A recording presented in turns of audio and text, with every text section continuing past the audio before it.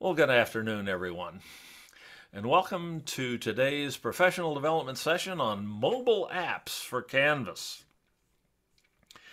Um, I'm Dave Giberson. I'm an old instructional design coordinator from Online Learning Pathways. Come back to consult and provide these professional development seminars. And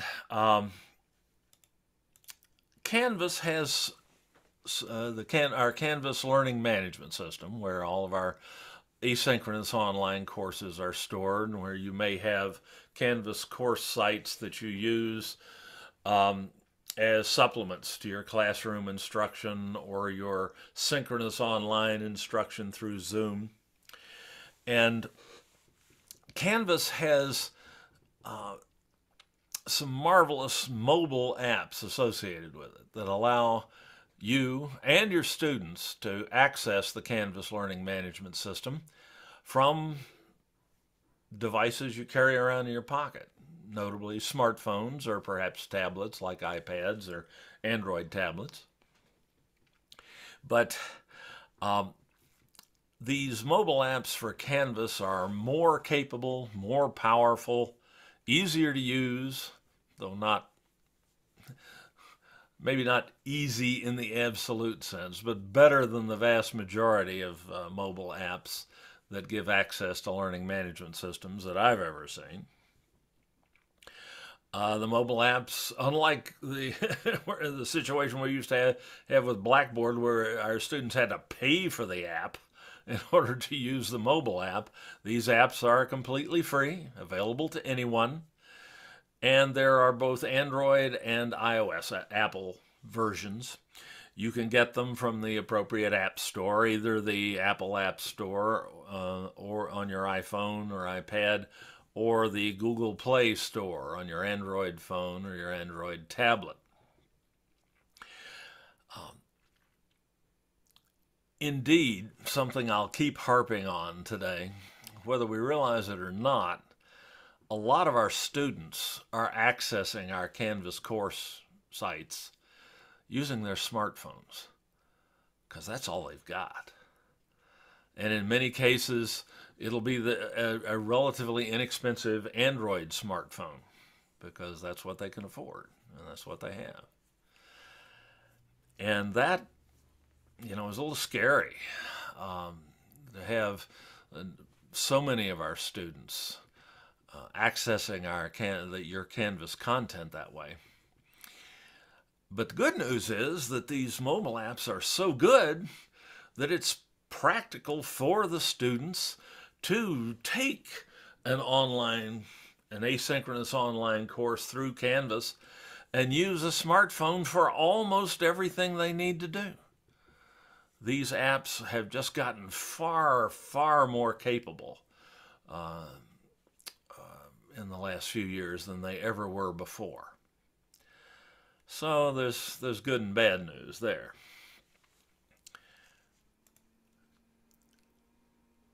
The once the teacher or the student has downloaded and installed the Canvas app from the appropriate app store and the appropriate app. There's both a teacher app for you all and a student app for the students that have different capabilities, obviously. There's even something we don't use. You'll also see mentions of a parent app, but with FERPA and so on, we don't use that. That's for Canvas is used extensively in K-12 education as well, and so the parent app does not apply to us. In case you've ever seen that mentioned. In order to utilize the Canvas app, all you have to do is tap the icon on your smartphone, and I'm going to try to walk you through. You see kind of the progression here in these screenshots that I took off my phone. First thing you see is a screen that allows you to find the school that you are going to, whose Canvas system you're going to access. The second screen allows you to search for your school. It's important that you and your students search for SDCCD or San Diego Community College District or something similar, some reasonable facsimile thereof, because of course at the SDCCD, all of our colleges utilize the same Canvas system, and it's the same login no matter where you're taking a class at the SDCCD if the class is using Canvas. And then once you identify your the district, then the login process is straightforward. You just log in the usual way that you do with Canvas. The first time you do it, you do have to remember both your user ID and your password. On the computer, you may have it saved and not and not have to remember it. But at least the first time you do it on your phone or your tablet, you're going to have to remember your login. I had a bad moment earlier today when I was practicing. Okay, so let's try to see this in action. I am going to share my Zoom screen, and I'm going to share my iPhone screen with you, which is a neat trick you can do in Zoom. Unfortunately, I can't do this with an Android device, like an Android phone, like a Samsung Galaxy phone or something like that. Not quite sure why. Zoom just hasn't implemented that. It may be some lack of handles or hooks in the Android operating system that prevents it from being possible, but I will be able to share my iPhone screen with you, presumably.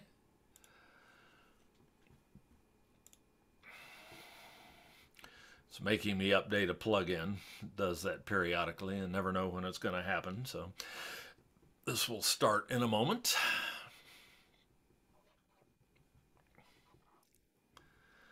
All right, so it tells me to go to my control panel on the iPhone, which is on a newer iPhones is a swipe from upper right to lower left. And I go to the screen mirroring button. Instead of mirroring this to my Roku player, I mirror it to Zoom.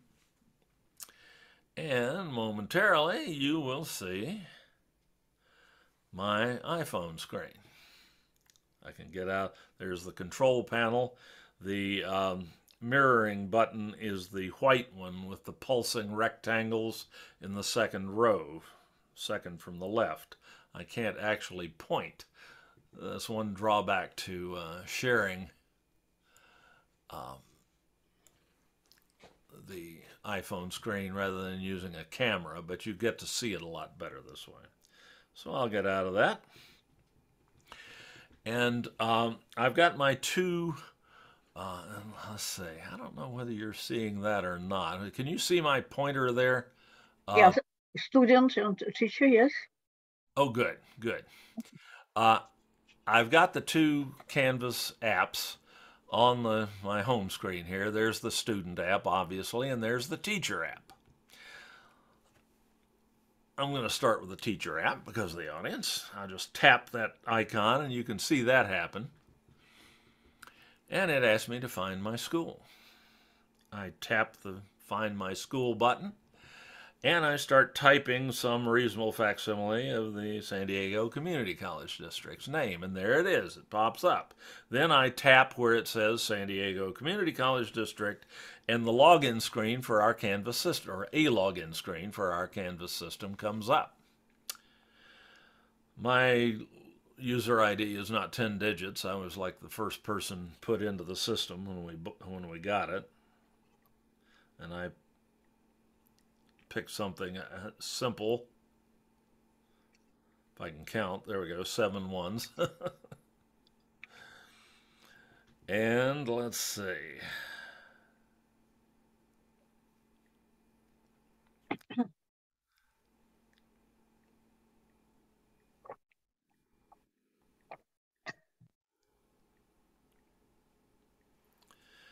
And log in. And there we go. I got it right. What do you know? and up pops my dashboard. Well, a rather compressed version of my dashboard, but there's all the courses that I'm enrolled in, one way and another, and it can go on for quite some time. So even though the it's a a single column of icons, it can go on for quite some time. So that's all there is to logging in, and the process of logging in with the student app is exactly the same. And the student would be dropped on the dashboard screen just as they would be if they logged in on a computer. Okie dokie.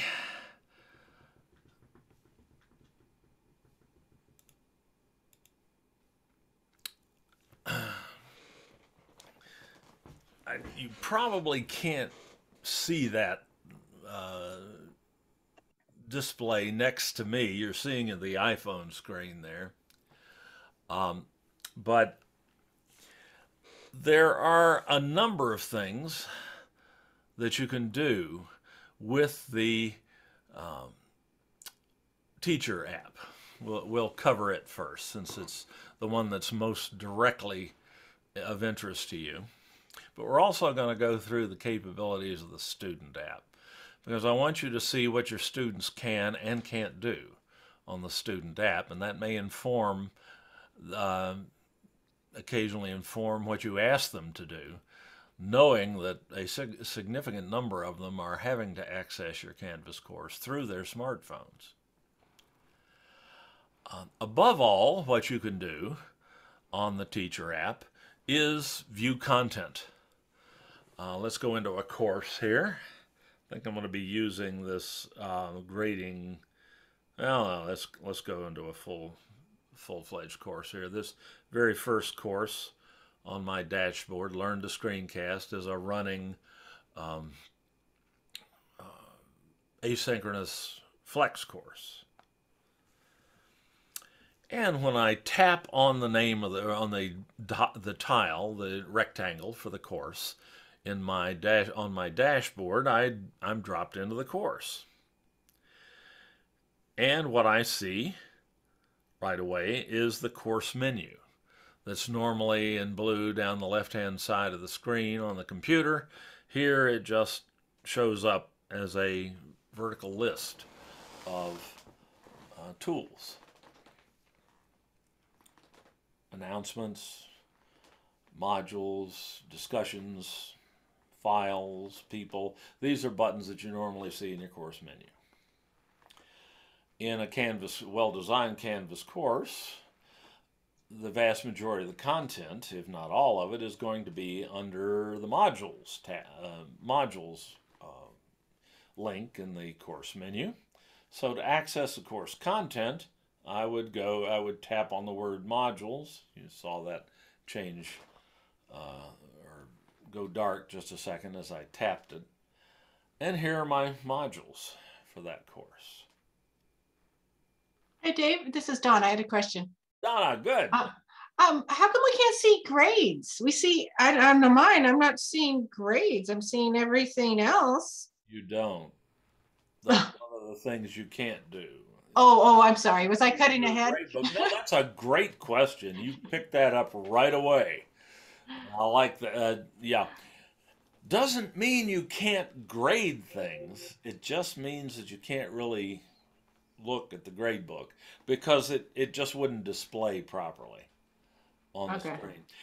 Now, there is a way you can go in and look at your Canvas gradebook on your smartphone. To do so, you have to use the web browser in the smartphone and log into Canvas in the usual way, just as you would on your computer. Oh. So if you were going to be looking at your gradebook, you wouldn't use the teacher app. You would use the web browser, either Safari, probably on the iPhone, or Chrome on an Android phone. And you would be able to display the gradebook just as you do on a computer screen, except it's going to be really, really small. You can expand it, you can magnify it and see things and so on, but it's really kind of cumbersome. So there are some things that as an instructor you probably would not choose to do on your phone unless you absolutely had to, unless you were in, you were had something you had to do in your Canvas course and you were caught in a howling gale somewhere and slid off the road into a snowbank or something like that. I'm sorry. In northern Idaho, we're always thinking about things like that. And you absolutely had to do something on the phone, like look at your grade book. Besides call AAA. Yeah, exactly. I'd call AAA first, that's for sure. But the app, on the other hand, makes it very easy to do the things that the app will do. It's a lot more functional, capable, and easier to use. But looking at your grade book is one of the things you can't do. You can grade homework assignments off the phone and do so quite well, but you can't look at your grade book. So, there's things that do work and things that don't.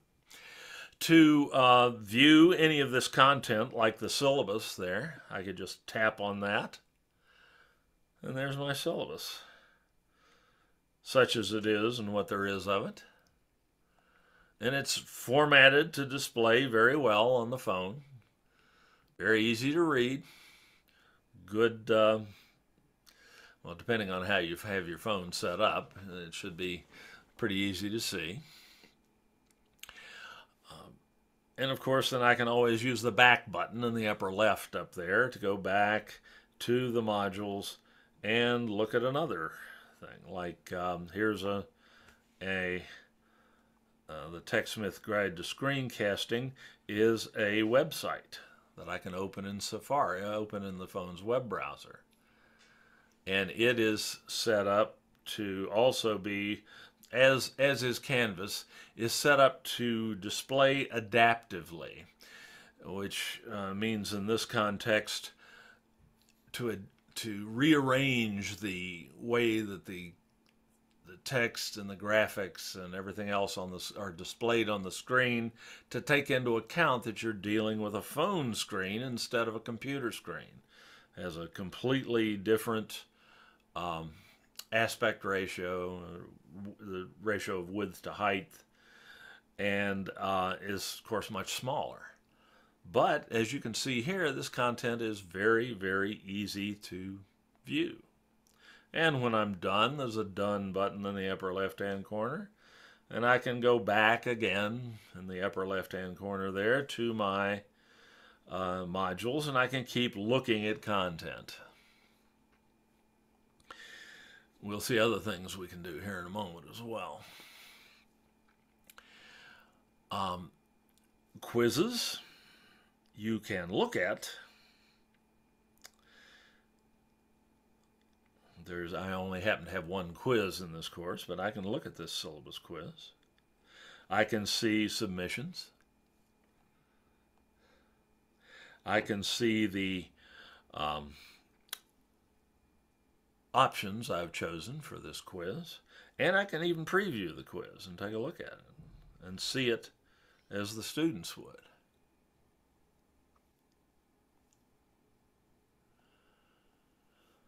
What I can't do is make a new quiz. That you would typically want to do on your computer anyway. It'd be a lot easier. But I can view it and make sure everything looks good, and I can see who's whether it's been taken, how many people have taken it, how many people have not, and so on. And if there's an essay question in the quiz, I can grade it from there. That one didn't happen to have one. Pages.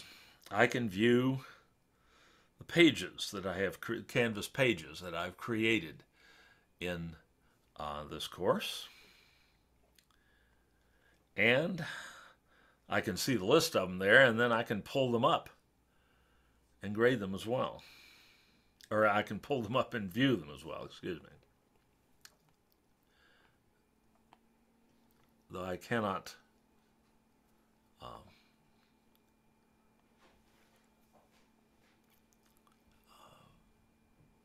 cannot magnify them. If I have videos embedded in the pages, I can play them right from there. Installing the Camtasia. Enough of that. So that you really can consume content of all sorts using this app, and so can the students just as easily. Files are also accessible. You can see what files you have uploaded, and you can view them.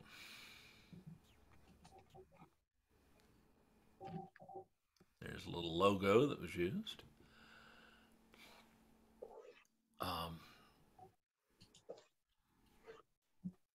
You can also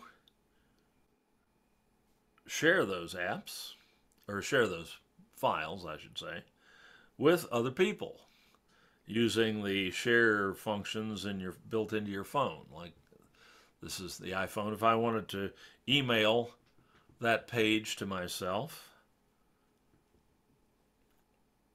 or that file, I can send it to myself right from the phone. That happened to be a picture. All right. I can utilize almost all the communication tools that Canvas provides from the phone. And this is the sort of thing that you'd really commonly want to do with the phone. And the teacher app. If you want to send an inbox message, a Canvas message to your students, you can do it from the phone. If you want to participate in a discussion, you can do it from the phone. If you want to create an announcement,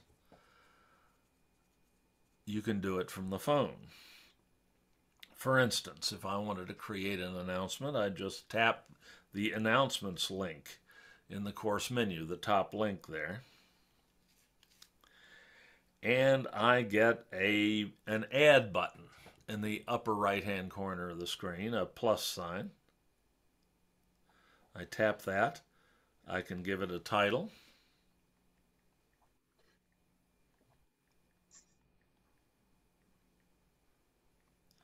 Typing on the nasty tiny little keyboard, unless you're really into this sort of thing and you have synced a Bluetooth keyboard with your phone, and you carry that keyboard around with you, which is probably not real practical, but it can be done, and you can actually then do quite a bit of creation of content, at least in terms of announcements and discussion posts and things like that, from the phone. If you have to type on that little virtual keyboard, you're going to keep your messages really, really short, which is probably just a good thing. At least your students will appreciate it. I'm not going to add and I can then type the announcement. This is an announcement.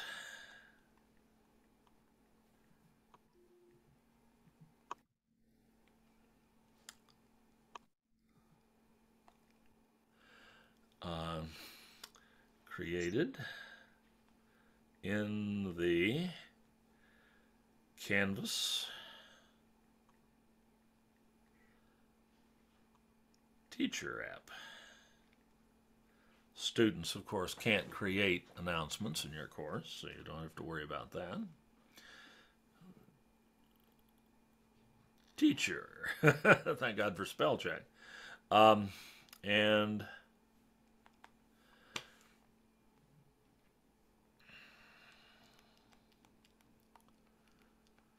oh, really? Have they added? Okay, I'm going to try something here. I just noticed something I hadn't noticed.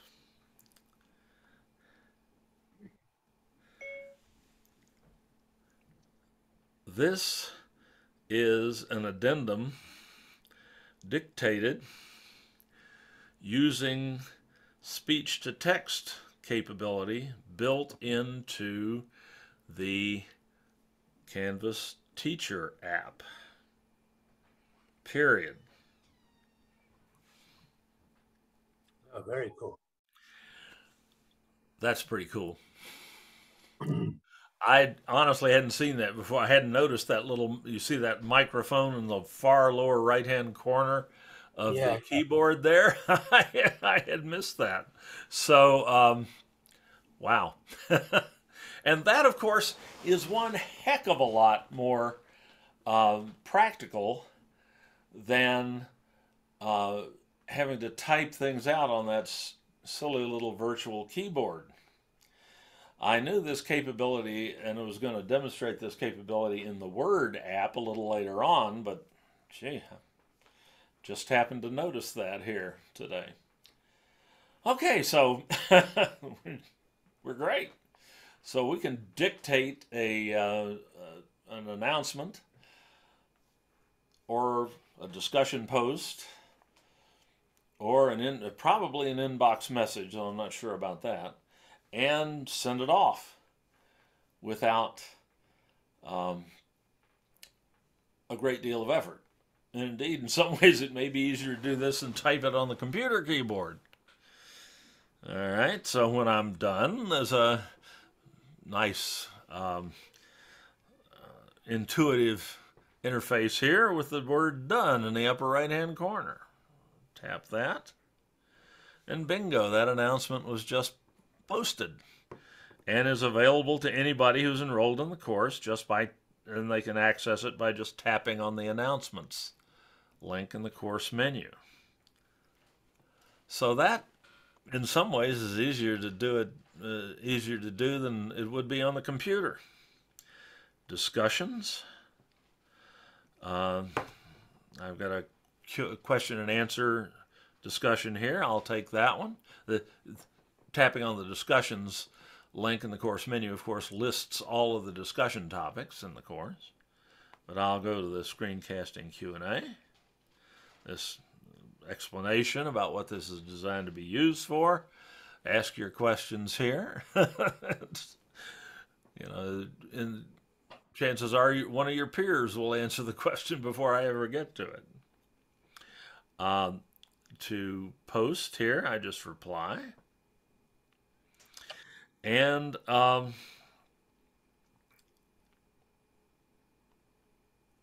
message, it says. And then I have the little microphone down in the lower right-hand corner again. This is a discussion post created by dictation and speech-to-text recognition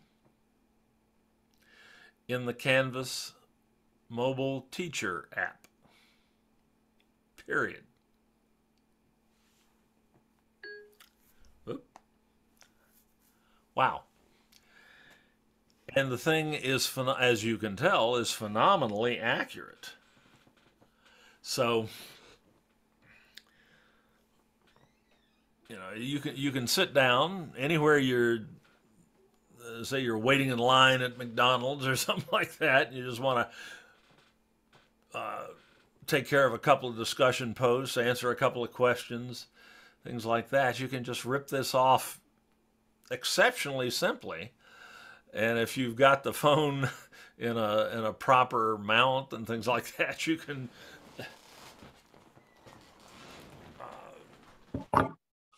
as long as you're not driving in traffic, you can actually manage your course or communicate with your students right from the phone wherever you happen to be.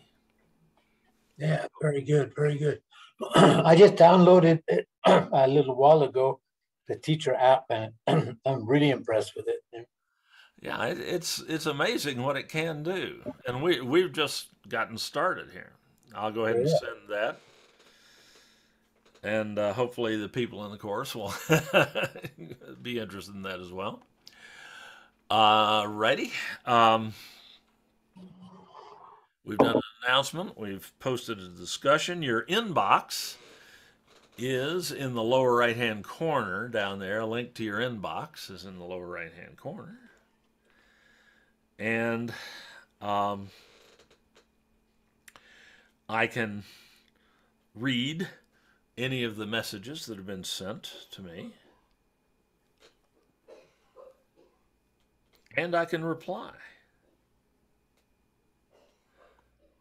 And if I go to compose a message, I get that little microphone icon again. So I could dictate a response to this and send it off, send it right back to her. I'm not gonna confuse Joanna with that, but you see how simple it would be to manage all of your communications at a moment when it was convenient to do so.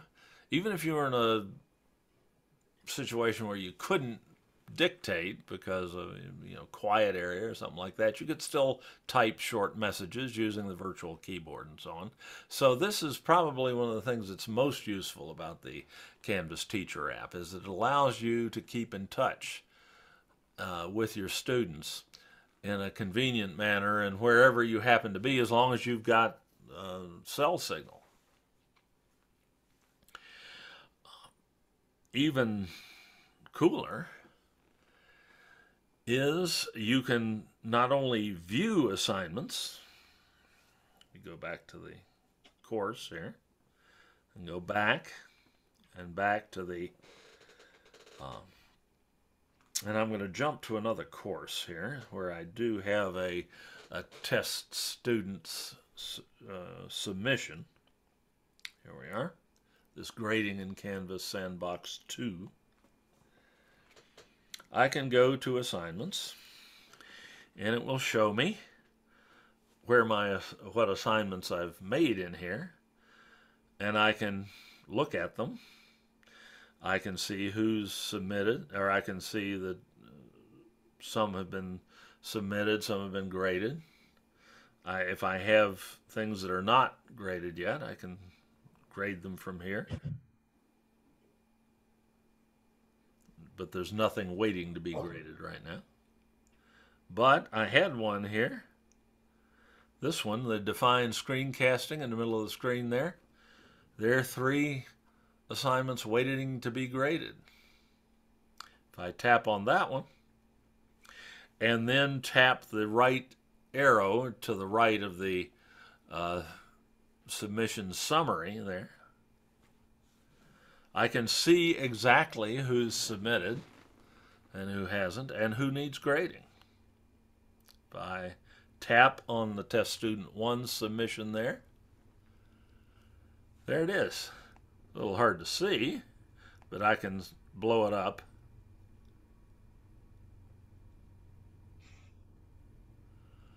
Okay, fine. But if I go back and look at this assignment, the student left something out. They left out the tools that can be used to create screencasts and screen recordings and applications for it. So I can go to the comments button at the bottom of the screen. I can, at the bottom of the screen, type a comment.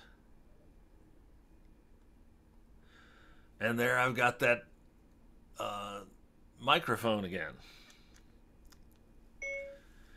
Good definition, period.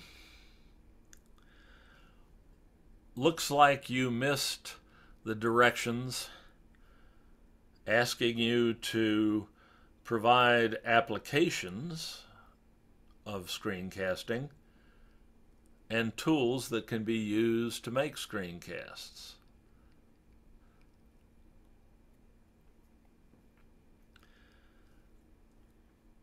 I think this is probably worth half credit.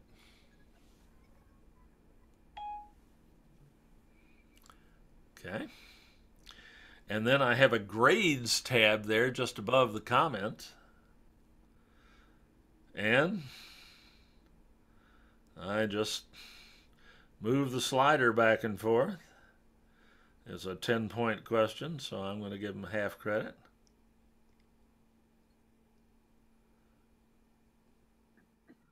A little twitchy there. Dave, it looks like there's a 5 down below that's in blue. Can you just hit that? That is actually the rubric. I'm going to show you that. Oh, so you can't just hit on that 5 and it'll. Actually, I can. Yeah, because that's really hard. I hate those slider ones where I can't get it. But there was a rubric associated with this assignment, and here it is. And there were 3 criteria: the definition, the applications, and the software tools. Well, this student got 5 on that, and 0 and 0 on the applications, so I just do that. And if I hadn't messed with the slider, it would just say 5, so I'm just going to leave it at that. Okay. Okay. And if I want to provide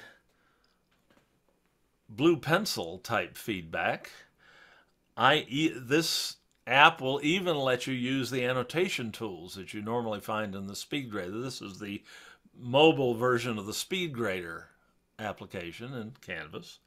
So if I want to like get my freeform pen there, and let's actually make this a blue pencil just for fun. I'll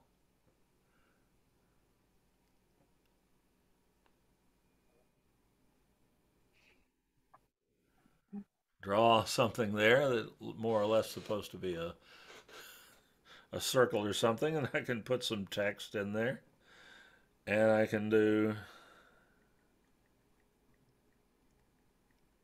question mark,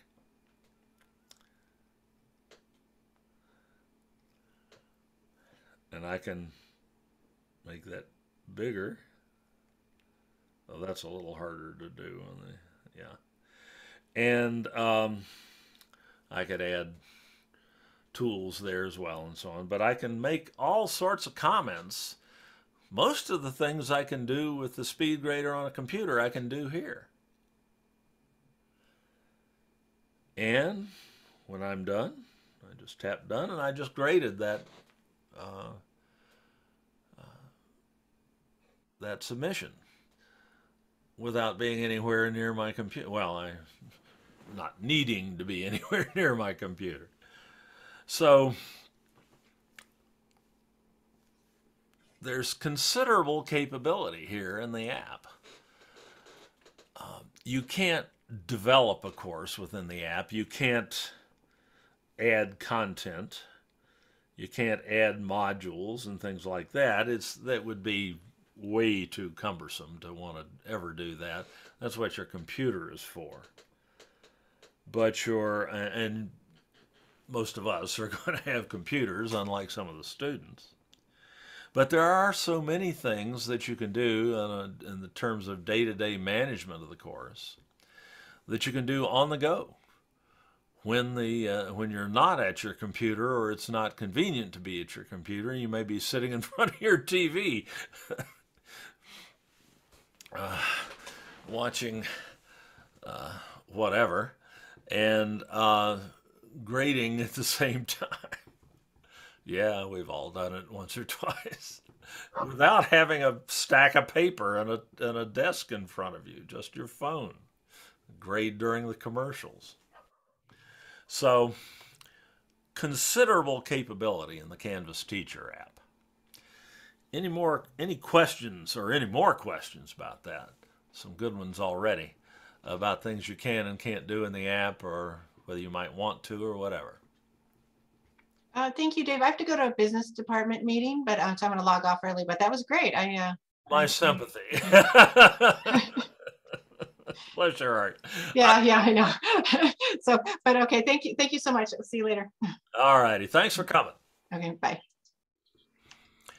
Anybody else before we move on to look at the student app? I think it was very good. I liked everything we've covered so far. I just can't get over how being able to see everything on my cell phone now. I know.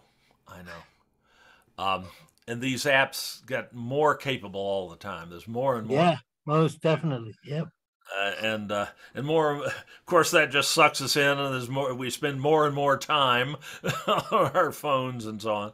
So it's, Well, it's the I guess ease, it's a good you thing. know, it's the ease, not Yeah, having to fire up your computer. You just, tap your phone and there it is, yeah, it's a little hard uh, to carry your computer with you in the car when you're going somewhere, and you're going to have to sit and wait for them to bring your food out, or Right, right, right. wait for your spouse to come back out of the mall or something like that. You can get an awful lot done sitting there in the front seat of your car in comfort with the phone, and stay in contact with your students, and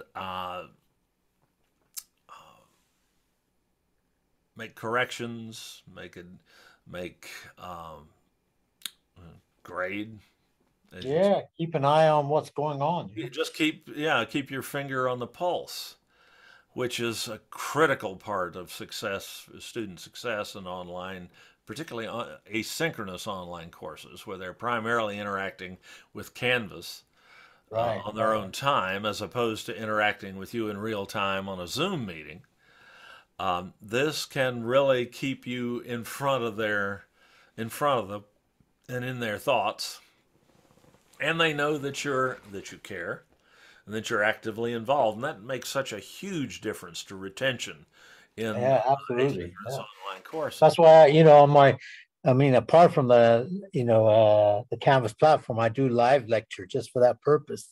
Yeah, and that's a wonderful thing. I would, not discourage you in any way from doing that. That is the highest quality interaction you can have with your students. But of course, if you're teaching an online asynchronous course, you can't make them come. Well, shoot, Oh, that's right. you can't make them come if you're teaching in the classroom, Yeah. but you have some moral authority. They know they're supposed to come. In an asynchronous online course, you can't coerce them in any way. No, you can make but you could always, opportunity. like I said, you could always do a good live lecture video. If you did some video recordings of your lectures, and Very then they good. would have everything. Yes, indeed. They have everything. They have it live if they want to attend. They have the recording if they want to avail themselves of that. And you can require them to watch the recording as part of your instructional material. Oh, well, That's right. Yeah. you can insist that they do so and ensure that they suffer consequences if they don't, as you very correctly point out there. So, and you can do all that through Canvas, and you can do a lot of it. As we're going to see here in a little bit, you can do a lot of that also through your phone.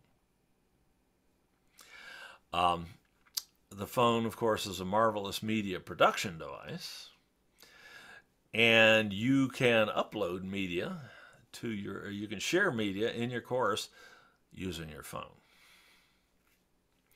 That's the last slide today. Okay.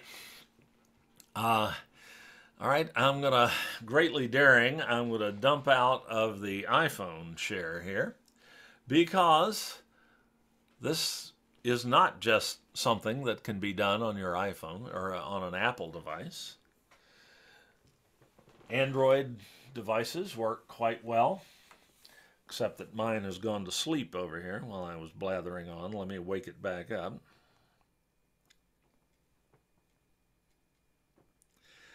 Having an iPhone, I don't have an Android phone, but I do have a little Android tablet, which costs a lot less than a good phone, about a little over $100 if I remember correctly, and which looks and operates just like an Android phone would. There's a lot of differences between what you see on an iPhone, what you see on an iPad. The iPad Canvas apps are even more capable than the iPhone app. But with the Android, in the Android world, the phone and the tablet apps are very similar. And Unfortunately, in Zoom, I can't, as I mentioned earlier, I can't share an Android screen with you through the screen share feature in Zoom. So I have to do it with a little bit more blunt force. And I'm going to do that with a little device called a document camera.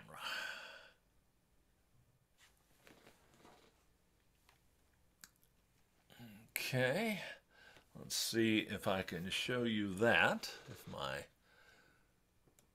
This is the nice thing about Open Broadcaster Studio. You can do things like this. Okay, there we go. There's my document camera.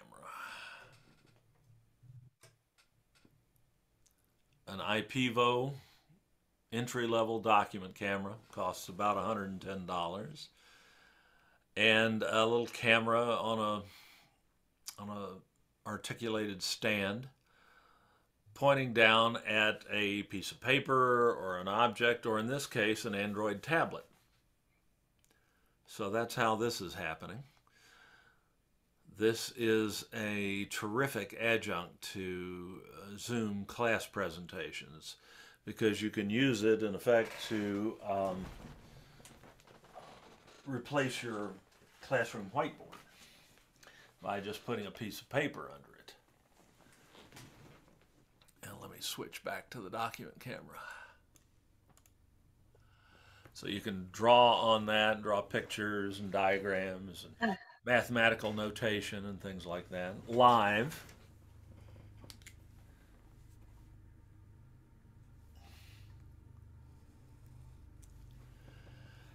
Just as you would on the whiteboard in class, with two notable exceptions. One, you're a lot more comfortable when you're sitting down and writing with a pen instead of a whiteboard marker. It's a lot easier to be legible. And also, your students, all of them who are in a Zoom meeting with you, will actually be able to see what you're writing, which is not, I don't have to tell you, is not always the case in the classroom, particularly with the choir sitting in the back, as far back in the room as they can get from the whiteboard, so that they can slip out when your back is turned. They can see this a lot better than they can see that whiteboard hanging on the wall in most cases. So this little document camera is a terrifically handy addition to your toolbox in Zoom class meetings. But another thing you can do with it is just put a smartphone or a tablet under it and broadcast what you're doing on the smartphone or the tablet to everyone in the class, whether they be sitting in front of you and looking at a projected image on the wall, or be at home with you doing something like this, where I'm using my video feed from Zoom to send this to you. Or I could just, I have the capability also to do this directly through Zoom, just by selecting this document camera as a source. I can't put myself beside it like that, so you can get the such benefit as there is to be had with the nonverbal communication that I'm engaging in. At the same time, I'm showing you this this Android tablet here. But and of course, there's also an application that comes with this camera that will throw what the camera is seeing up on your computer screen and allow you to share that through the usual Zoom screen sharing capability. So there's just all kinds of ways to utilize this camera, but this is my favorite one. And we have here on this screen, in the third row down, all the way to the right, the Canvas Student app. In this case, I can actually point at things without my using my mouse cursor. I can point at things with my finger, which seems even a little bit more natural in some ways. So I can pull up the Canvas student app in the usual way, and it looks just like the Canvas teacher app to start with. You log in the same way, find your school,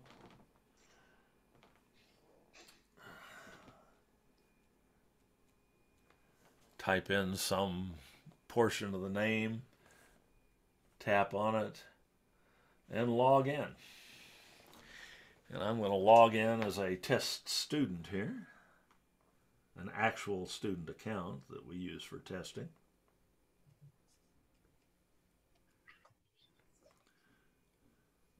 And let's see. You can see that password. Nothing too secret about that one. Log in. And yeah, I'll save that so I don't have to do that again. And boom, we get a dashboard display. On a phone, this would probably be just like the iPhone. It'd be a single column. The tablet's got a little bit bigger screen, so you get 2 tiles across, but it's the same basic thing here. And here's that grading in Canvas Sandbox 2 that we were playing in before, so I'll just access that by tapping on it. Remember, this is what the students can do. So this person is logging in as a student. Not quite the same capability. For instance, I can go to announcements here and I can read the announcements, but I don't have a plus sign up in the upper right hand corner. I don't have the ability to create announcements, but I can read them, which is what we want our students to do. The students can participate in discussions exactly the same way that we saw that happening on the iPhone. Let's see. Could I do a screencasting? There's one. All right, here's post 3 ideas for instructional applications. And, oh, well, that's silly. That's interesting. I apparently closed access to it. The availability there says closed. Not quite sure why I did that. Let me check that. See if I can undo that over here on my computer.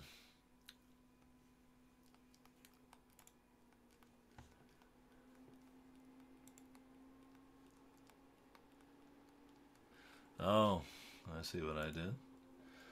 I don't think I meant to do that. See if I can open that back up by changing the display until date to something in the future and saving that. And let's go back out, come back in again. Sometimes updates like that don't take place immediately. No, it's still showing closed. I'll refresh the screen. I just did that by just sweeping down, as you saw. And go back in. Ah, there we go. So now,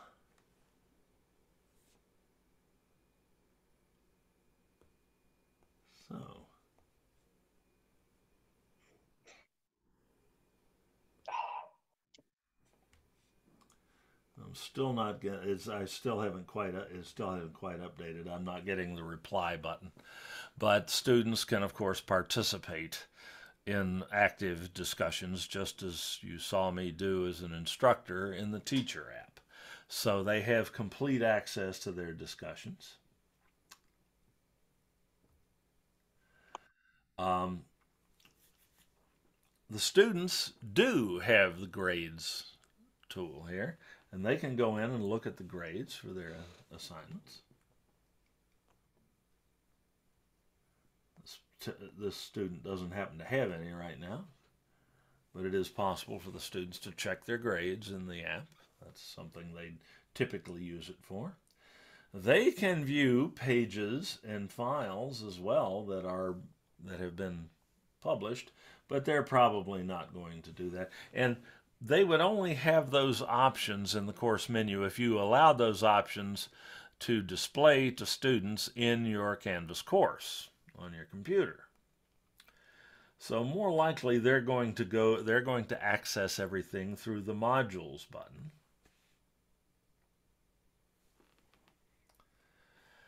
And just as was the case with the teacher app before, students can view any of the content in here, like there's instructor information, just as if they were using their computer.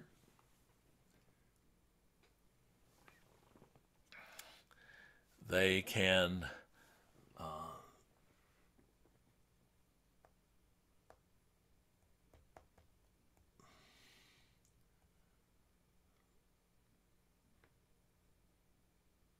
view video content.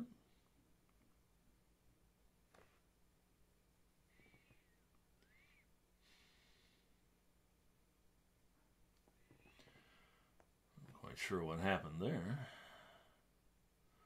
Let's go back to another course here. This one does seem to be a little bit problematic.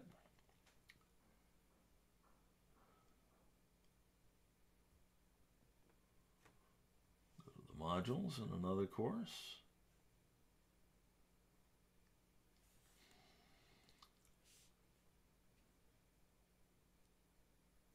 And let's see.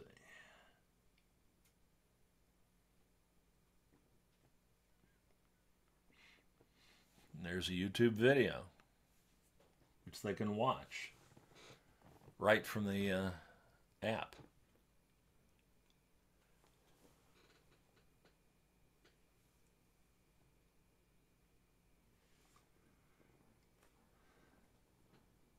Apparently I have the sound turned off on the tablet, but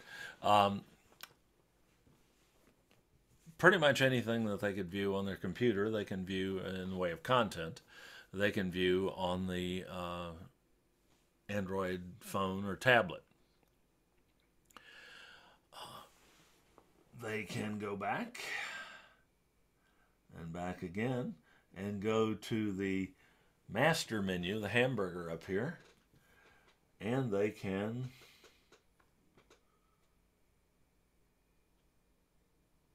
there's not really much we need to worry about there right now. They can see groups of which they are a part.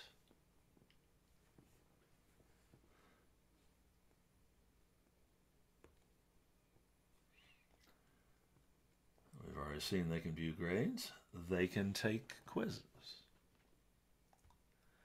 And they can actually complete a quiz here. Let's see if I've got one that's in this course that's chemistry quiz. I can display my it hasn't been unlocked yet. Let's see.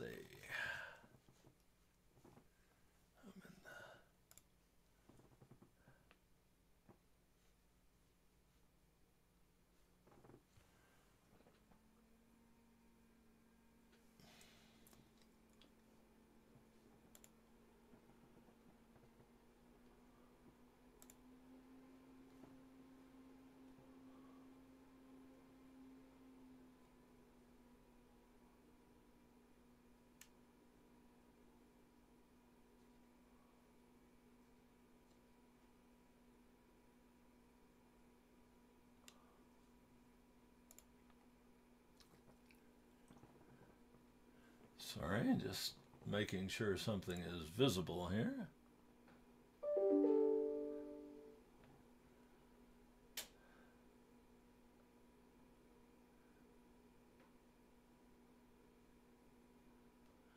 All right, example quiz 9-7. Let's go to quizzes. Go to this one.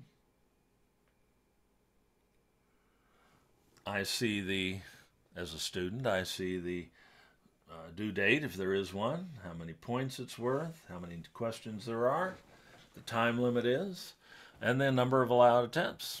in this case, unlimited. This is apparently a practice quiz. They can take it as often as they like. Then they can take the quiz just by tapping on the take the quiz button, and there they are. Chemical symbol for sodium, Na. Sodium was one of the elements known so long ago that its scientific name is the Latin name, or represents the Latin name, natrium. In a misspent youth, I acquired a PhD in organic chemistry. All following steps are steps in the scientific method except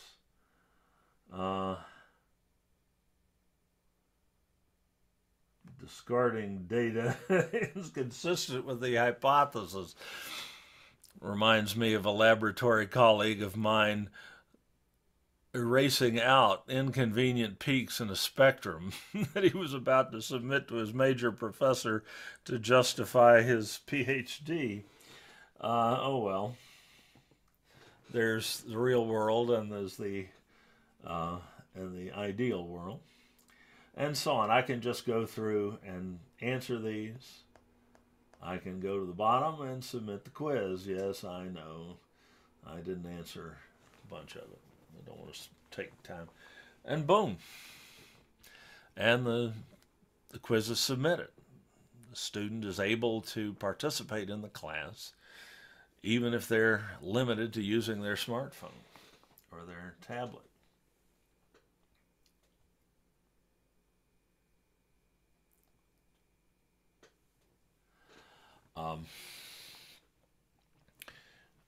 We have most of the same communication tools. We already saw the discussion there.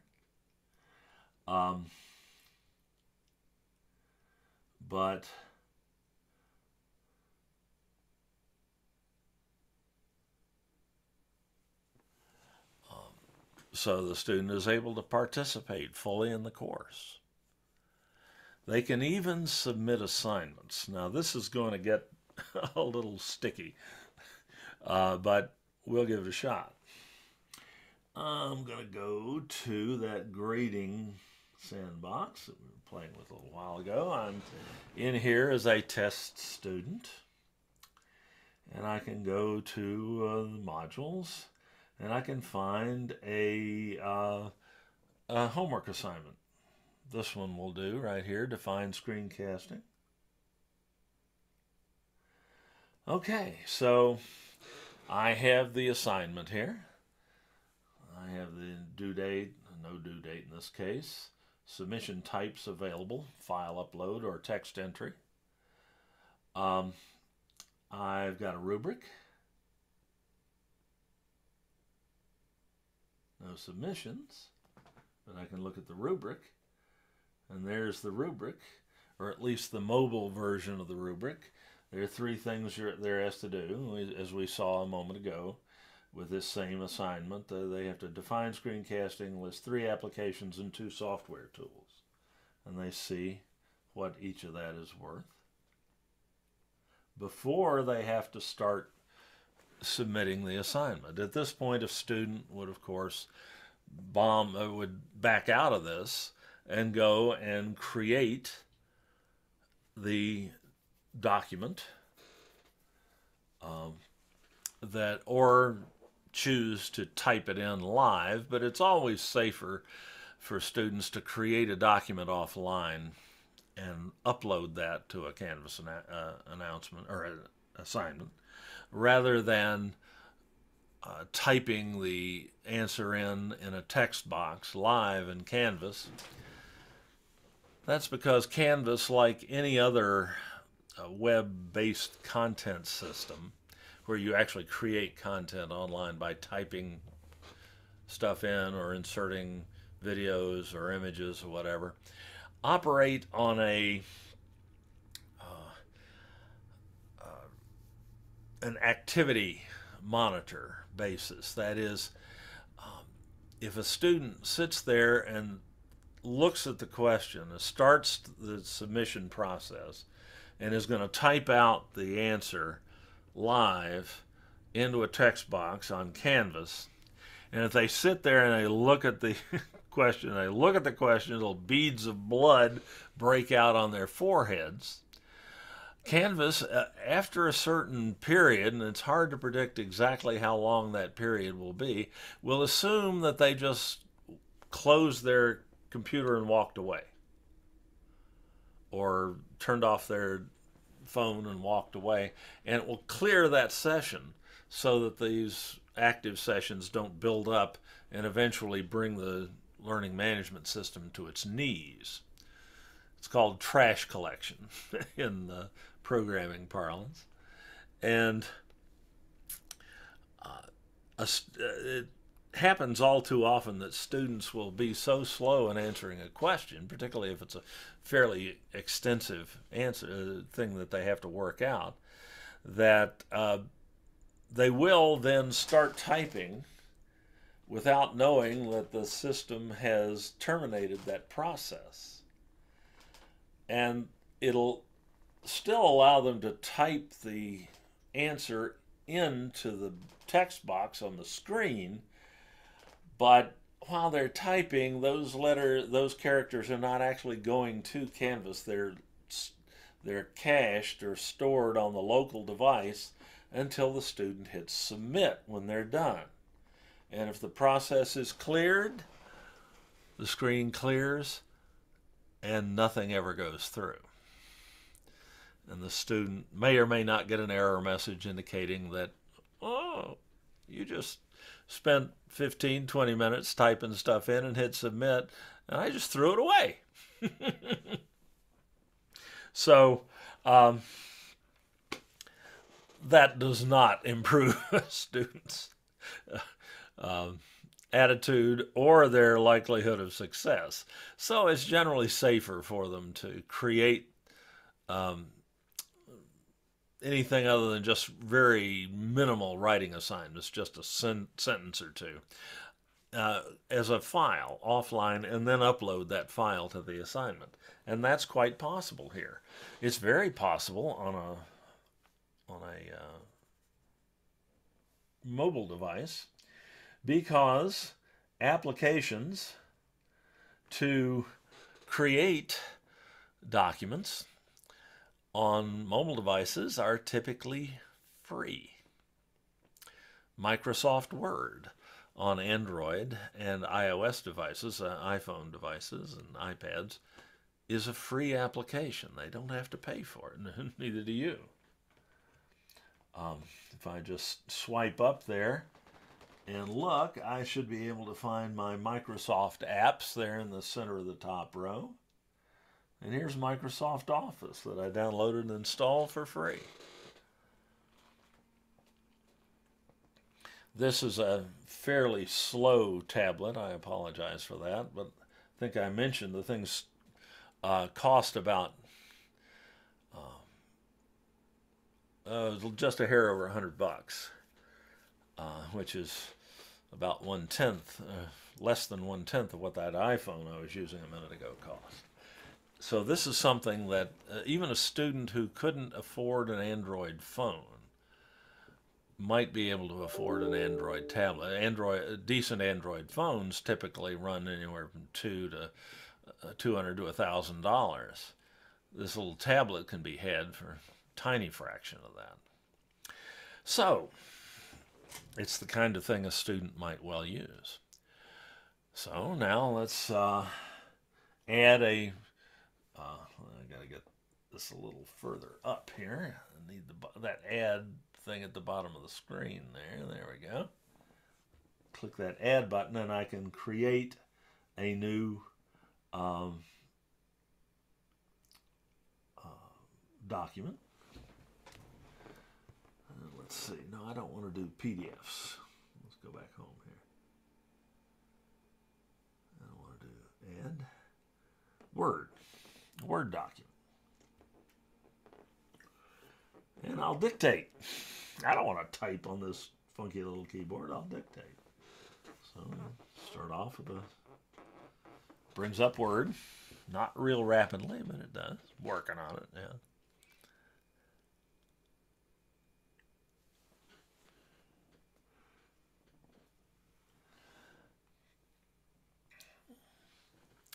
Screencasting.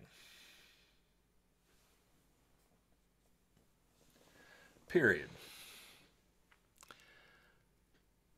Screencasting is the process of recording the activity on a computer or device screen in full motion, accompanied by voiceover. Period. New line, new line.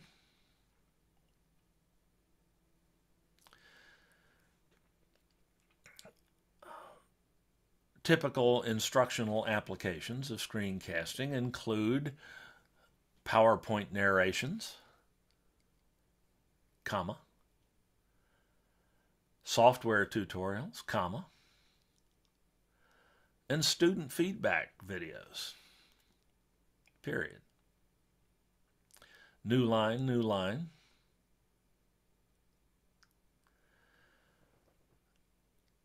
Tools like the Canvas Studio Screen Recorder, comma, and Camtasia.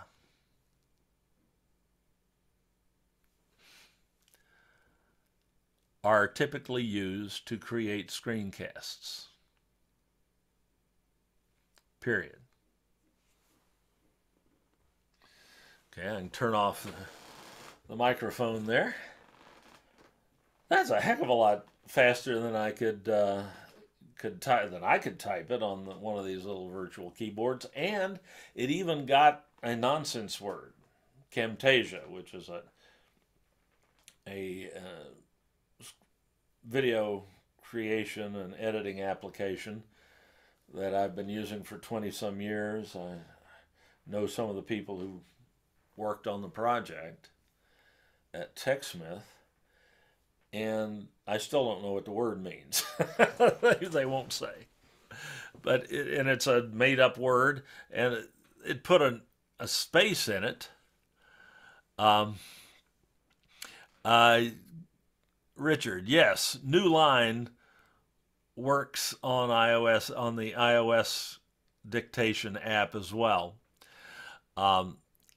I didn't know about that either, but one of the devices, I can't remember which one, I kept saying return, return, thinking it would do a carriage return, and apparently they'd heard that before. Exactly. Well, hey, this hair didn't come out of a bottle, you know. So it made the suggestion, you might want to try a New Line. Sure enough, these things are getting too smart for their own good. All right, so yeah, I've created that document. This is where things get a little sticky with Word now. And I was struggling with this earlier. We'll see if I get lucky. Oh, note, yeah, it seems, notice it mentions New Line down here. I guess it was this device that told me about that. But at this point, it gets a little stickier because used to be Word, the free Word app would allow you to just save this file to the file space on your Android device, which has a little file area, but it doesn't seem to want to let you do that anymore. So now the trick is figuring out how to get this saved. And let's see if I can do that again. Let me see.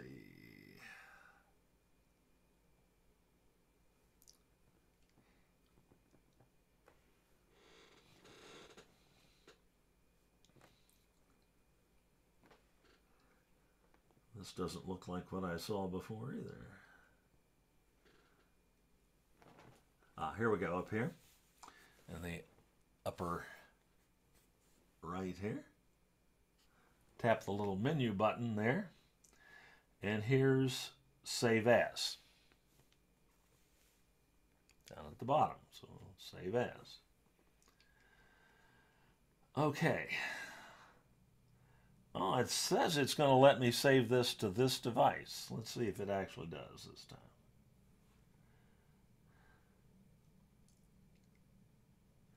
To browse Office files, photos, and media, you'll need to allow access to all files in Settings. Go to Settings.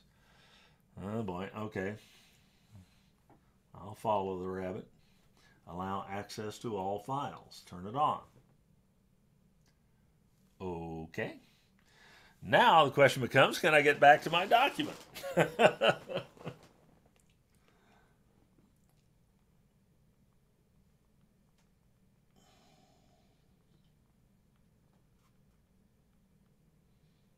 Ah, I'm back.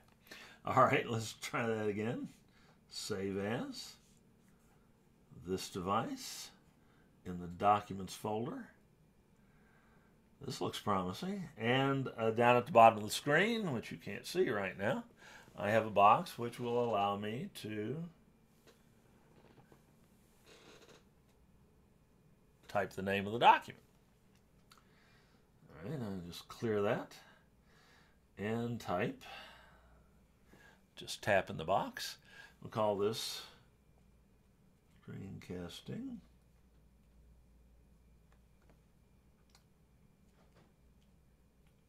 Ah, I'm not sure quite what I called that there. Let's try that again.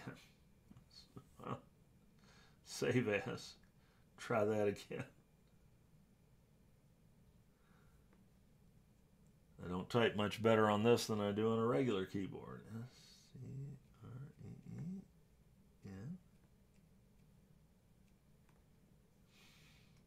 Of course, it's trying to do correction. Ah! Obviously, this is something you get better at with practice. All right, screen. C-A-S-T-I-N-G.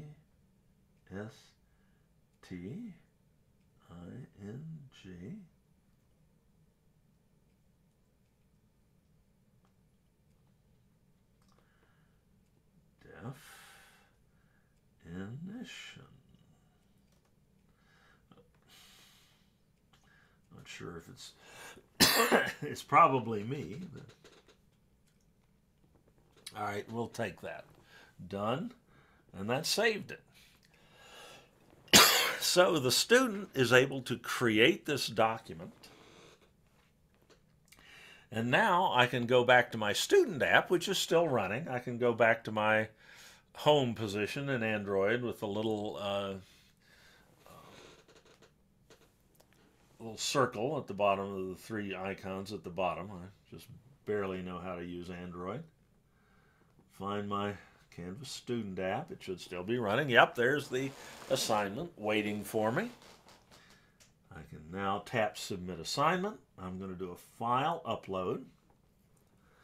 I'm going to look for the files on the device.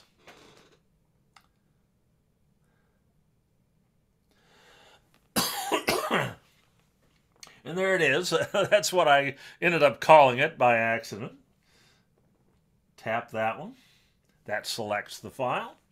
And then I just tap Submit up here in the upper right-hand corner.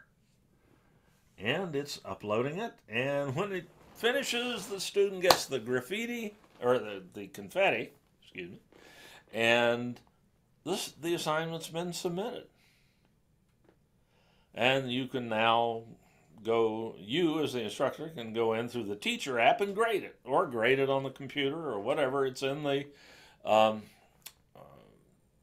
Dropbox for this assignment in Canvas. So that's pretty much everything a student needs to be able to do in order to successfully participate in a Canvas course. And it's all doable on a relatively inexpensive mobile device that they can carry with them. Some of them have to carry it with them. They're homeless. Yet they can sit in a homeless shelter and do this as long as they can charge, as long as they, provide Wi-Fi for them, and they and they can have a place to charge their tablet and so on. So this gives a level of access to education that some students would be unable to partake of higher education without. So it's really a good idea to know what the capabilities of these mobile apps are, and realize what your students are going through in order to successfully use them and to successfully progress in your course. And submit Canvas assignments and take quizzes on Canvas and participate in discussions and view materials that you put up on Canvas and so on. It's not as easy as it is with a computer in all cases, though some things, as we've seen, are even easier on the mobile devices than they are on the traditional computer. But it can be done, and a little understanding on our part will go a long way to in terms of the challenges that these students may be facing. One last slide here, if I go back and bring my PowerPoint back. It's still waiting there somewhere for me. There it is.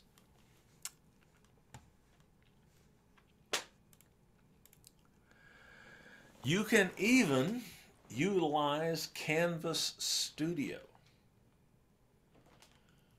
from the mobile device. The mobile device is a wonderful media tool.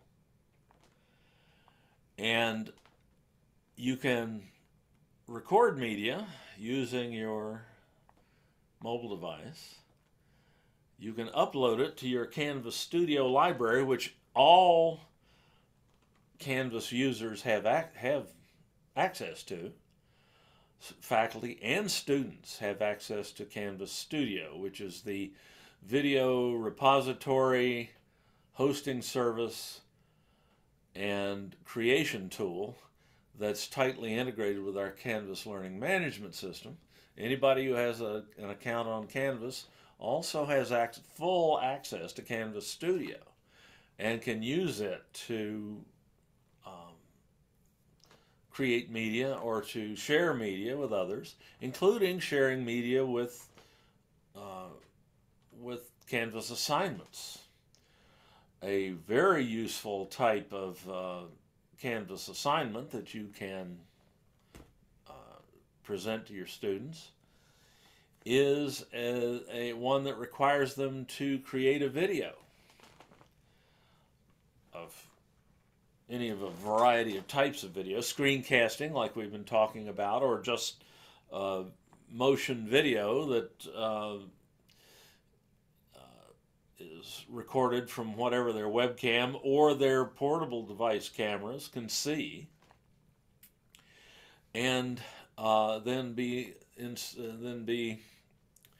turned in as satisfaction of an assignment in Canvas. So it just opens up a whole new type, a whole new world of homework assignments that you can use to increase your students' knowledge of increase and demonstrate their knowledge of your subject matter. I have, let me find it here real quick, a short-term memory is lacking, so I'm trying to remember where I put this assignment. I think I put it either in this grading sandbox. I'm looking at something on another screen here, just a sec. There it is. It's in the, okay, it's in that grading sandbox we've been using. I'm going to show you how this process might work. I'm going to share my iPhone screen again. It's going to make me install the plugin again. That's weird.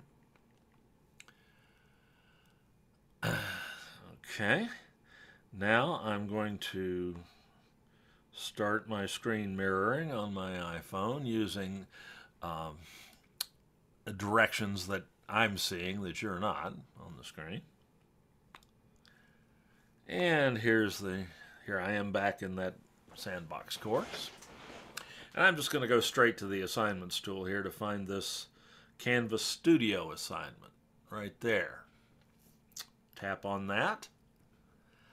Nobody's submitted that one yet. I'm going to be the first. And wait a minute, am I in? Oh, I'm in the teacher app. I don't want to be in the teacher app. Let me bring up the student app here. Okay. Now let me find that course. That's the right one. Go to assignments. Here's the Canvas Studio assignment. All right, well, I haven't set a due date. It's a file upload type assignment. I got submission and rubric. I don't need to look at that here. My description tells me I'm to upload a video from my Canvas Studio library. Presumably an assignment you used would be a little more specific about what video you wanted and where you'd probably told the students what to do, what kind of video to create. And now the student, having done that, well, the student can, of course, create a video right on their smartphone. If I leave the Canvas Student app, it'll keep running in the background, so I'm not going to lose anything. And if I now go to the camera app, I can make a little video of my Zoom Studio here. Just select video, record. All right, this is my Zoom Studio in my office here in northern Idaho.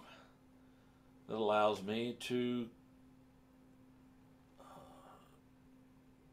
conduct these professional development seminars from about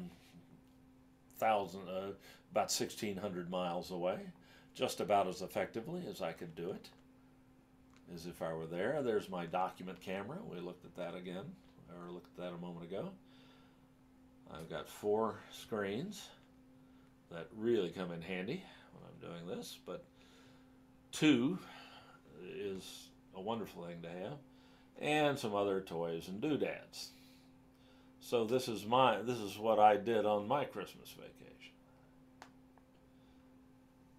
Stop the recording. That recording automatically goes to my camera roll on the iPhone. So now I can go back to my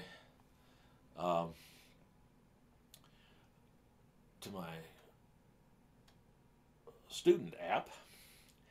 To get that into my Canvas Studio library, I back out of the assignment here and I go all the way back to my dashboard and I tap the hamburger, the 3 horizontal lines in the upper left-hand corner, the master menu, and that gives me the global access menu, or at least some part of it, which is the gray bar that we see down the left-hand side of most Canvas pages.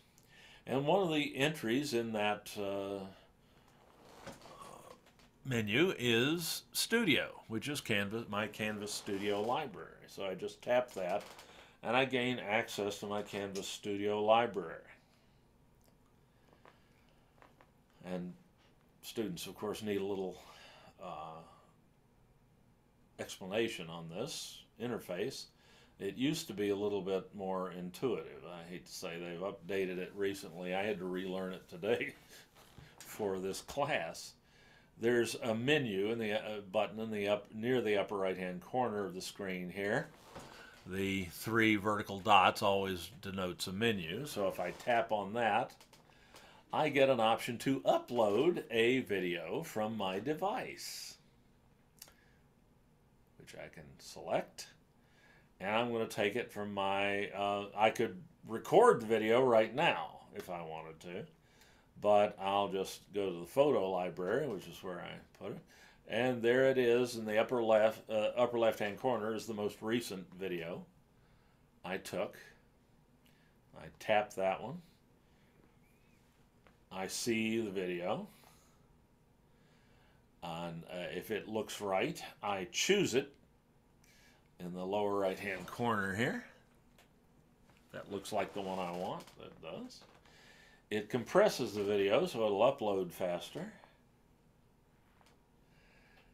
And now it's uploading to Canvas Studio right from the phone wirelessly on Wi-Fi. It would work if you were using cellular data as well. Just take a little longer probably. Though not if you happen to have a new phone that's 5G. It might take a lot less time. I don't have anywhere near 5G speeds. Now the video is being processed and it's ready. It's now available for viewing on Canvas Studio. I can play it.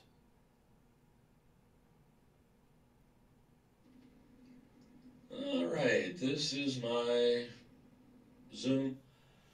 We saw that before. I can caption it. I can get it captioned. I can go to the captions tab just like I could if I were doing this on my computer in Canvas Studio. I can tell it that this was English, more or less. Closest thing to it somebody who grew up in West Virginia is ever going to speak. And then I can tap the request button and the captions will be generated automatically. And I will have to go back and review them and then publish them when they're done. But once I do that, they will automatically show up in the video that I am about to submit to the assignment. So I just say I'm done. I go back to that Grading in Canvas Sandbox. I go to the assignment, the Canvas Studio assignment I was working on before, and now I'm ready to submit the assignment. It's going to be a studio video, Canvas Studio, so I tap that. That opens up my Canvas Studio library, and there's the video, the last one I did, right at the top. I tap it. I don't want to display the media tabs. It selects the video, and I embed. I just tap embed, and boom. That video is now submitted to this assignment.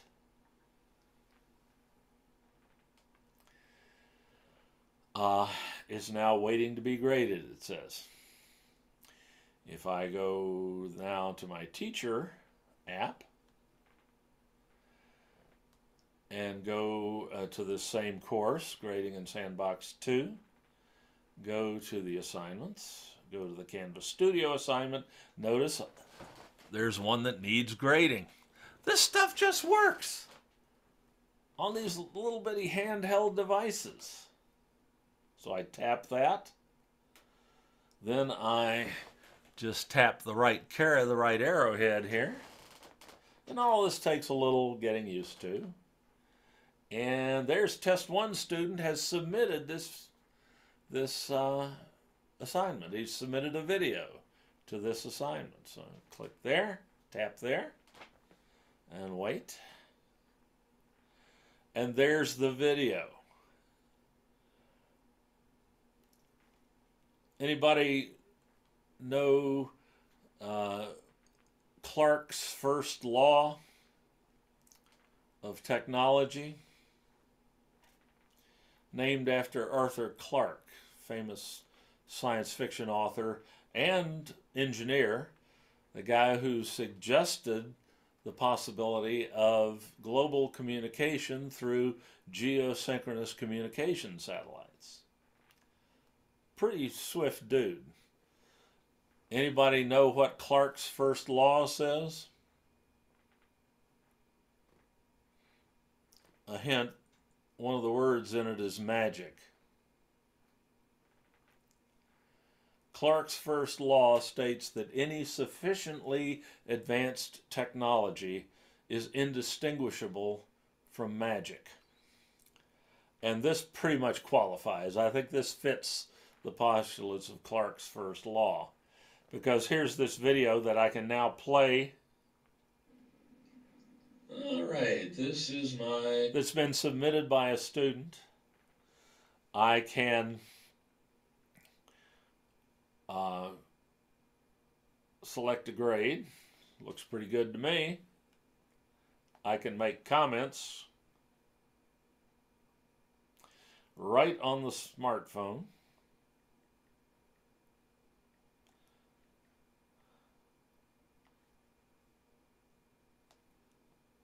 Save that comment and hit done. And now that student has a grade, and I can move on to the next student when they submit. I don't know, these things, these apps still amaze me.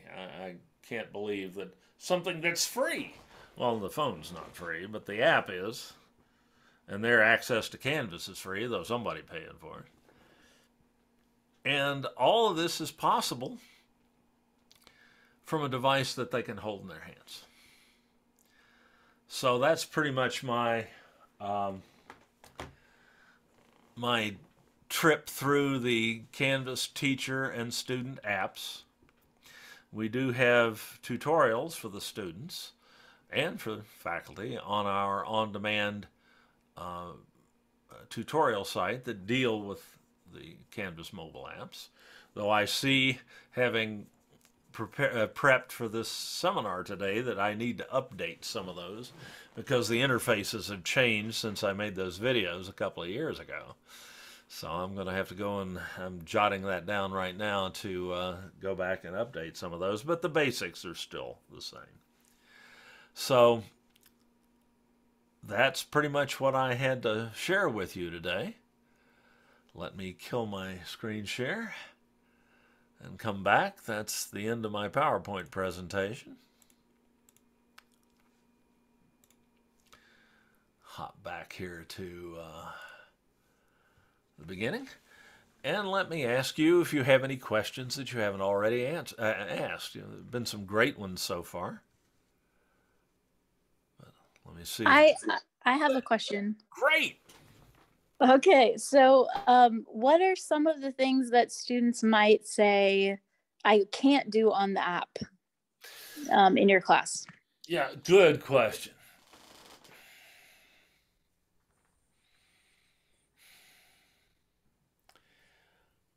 There's not a lot that I can think of that is, I can't think of anything right offhand that you typically find in a Canvas course that a student would have to do or view that they can't access through the app, quite frankly. There's a lot more in the teacher app that you can't do as an instructor. Okay. It's just less capable, but I can't think of anything right offhand. You might have a suggestion. Is there something in your course that you're concerned about, that you wonder if they should be able to do, if they would be able to do it or not on a smartphone? No, I'm just knowing how many people are like using their smartphones to access the material. Isn't that the truth? Yeah, just wondering if there's anything on my course just that they might not be able to see. Right. Well, I can tell you how you can find out. Okay. Load the student app on your phone. Yeah. Access your, let's see. Now, to get in as a student, well, actually what you can do is you can go in the teacher app and go to Student View. In the teacher app, it has access to Student View, and then you can try to do things in your course. And when you go into Student View, it actually pulls up the student app. You do have to have the student app loaded. Okay. But you don't have to log in through it. You can log in through the teacher app, go into Student View, then you'll act as the test student that's built into the course, and you can try things in your course and see if they work. If you have any trouble, I'd love to hear about it because I honestly can't think of anything right off the top of my head that the student shouldn't be able to do. And if you need an actual student account to delve a little deeper into it, other than the virtual test student that's provided with the course, I can always loan you one of my test students to play with and let you put it in your course, and then log in as that student using the actual student app and play with it if you're interested in falling that far down the rabbit hole. But I would be fascinated to hear if you run into something that's difficult. I would say it's quite possible that you might run into situations where students were uncertain about how to do something in the student app and might not be successful. And I'd like to hear about those as well, because we do make tutorials for that sort of thing, and we're always trying to update them and catch things that we might have missed before. So if you can come up with something that a student has actually had problems with, I'd be happy to create a tutorial that would show the student how to do that with the app. Okay, great. Well, I'll let you know after I test it. Yeah, I'll let you know if we run into any problems, and I'll ask my students this week and see how many people are using the app, and then if people have had any problems. Cool. Here's my email address in the chat tool. Should have just popped up on the screen. You can click on the little chat icon at the bottom of the screen and just copy paste that into something. Or you can look me up in the directory. That's Okay. I still have my old district email account. They let me keep that when I came back to do these sessions, so it'd be easier to communicate. And I'm always happy to answer questions. Anytime you have a question on anything that you think I might be able to help with, I'd be delighted to hear from you. So, Okay. Well, thank you so much, Dave. This was so helpful. well, thank you. I'm glad to hear that. Oh, hey, Emily, my goodness. I didn't realize who that was. I didn't push that up there. God, so good to hear you. How are you? Oh, good. I won't use the term old friend. Well, I'm getting up there, but I'm still hanging in. Tell me about it. Oh, so good to know you're still learning and working along and making great stuff. I know Yeah. you Well, did some wonderful content for your students. can't stop learning. Well, yeah, the alternative doesn't bear thinking about. That's for sure. But anyways, thanks for the class. It was great. Oh, thanks for coming. It's great to Yeah, hear of you. course. Anybody else? I happy to answer questions as long as you have them. Don't worry about time. My time, anyway. Yes, I actually have a question. Excellent. My question is, I used to use my iPad to score the quizzes and Right. things like that. My iPad has been acting up a little bit lately. Do I need to do an update on these apps? Oh yeah. You want to keep them up Okay, to so date. maybe that's what is going on. That could be it. Now, of course, any piece of technology is capable of screwing up for any number of reasons at any time. We know that. But yeah, keeping both the operating system and the individual apps up to date is pretty critical. So I need Because to, things do change. I see. So I need to do that in the iPad itself. Right. Okay. Because I do that all the time on my computer, but I haven't done any updates at all in my iPad. So I need to go back in there and do the updates then. Yes. Do you know how to update the operating system in the settings app? Yes. Okay. Yes, good. I did it once before a while ago, but I haven't been Usually using Apple my will iPad. nag you they'll send you messages periodically saying, you know, iOS so-and-so is ready to, you know, is going to be installed tonight. Keep your device plugged in and turned on, you know. And also, though, you want to update your apps, which you do through the App Store app. Oh, there's okay. There's an update button at the bottom of the screen. Let me see if I can. On the iPad itself? Actually, it's changed in iOS 13, but there is an option when you go into the App Store. There's an option to update your apps, and you can update them all at once. Just make sure the phone is plugged in and that you don't need it for anything for a couple of hours. Yeah. And then it will update all the apps automatically. And it is critical because, quite frankly, the interface in these apps has changed from a couple of years ago. There are things that are done differently now, and options that you had before that no longer work. So it's critical that you do keep that up to date. All right, so that's most likely what's going on. That's why I couldn't. I have like I said, I haven't used it for a while, and then the other day I tried to use it, and it just didn't do the job that it used to do before. I empathize. Yes. Yeah. Okay. Sounds great. Well, thank you for answering my question. You bet. Thank you. Richard's got a fascinating point here as well in the chat. The publisher materials like My Whatever Lab or MindTap or whatever. Let's see. There's 3 or 4 products like that from different publishers that are provided through the publisher systems and that can be linked into Canvas. And I do not know much about the viability of those links in the app. I suspect they probably do not. From what you're saying, you're seeing that they don't work well.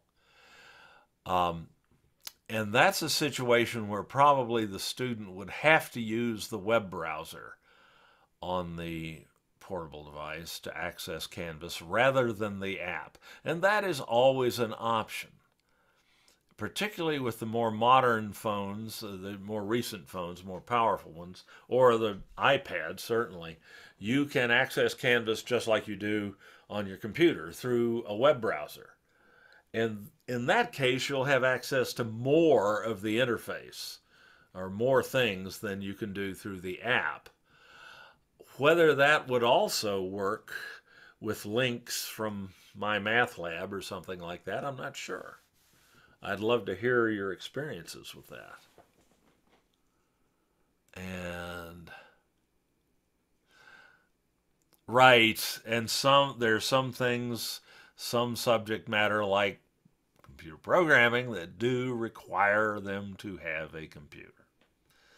Then they're just not options there because the software that they need, the integrated development environments they need and things like that just don't run on mobile devices in too many cases.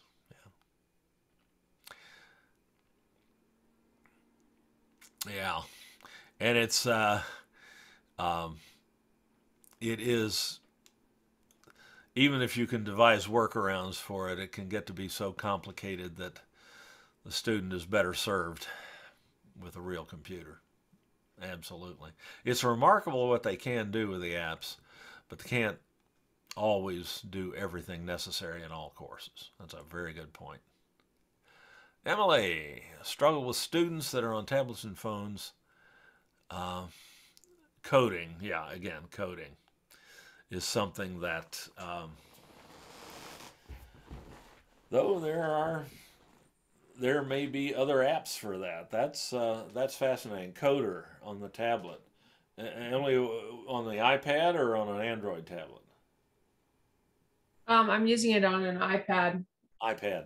And actually, yeah, it actually, I mean, it looks a lot like Atom to me, if you're familiar, like Atom or Brackets. Yeah, I've seen it. Yeah. I'm not a programmer, or haven't been for many decades. It actually worked well enough that I was on, I had to go out of town and I just didn't want to bring my laptop, and I ended up I was able to do my like online lecture on my tablet using that program. So it was, it definitely worked. I mean, I could code up a basic, basic web page with it and stuff like that. So. Oh, that is good to know. Thank you so much for sharing that. Yeah, of course. That's the best part of this process. All right. Yeah, I got to look at that myself and try that. All right. Anything else? Well, this has been a lot of fun and very informative for me. I hadn't seen that dictation icon in the student app or the teacher app. That wasn't there the last time I did this session, so it's wonderful. All right, well, anything else?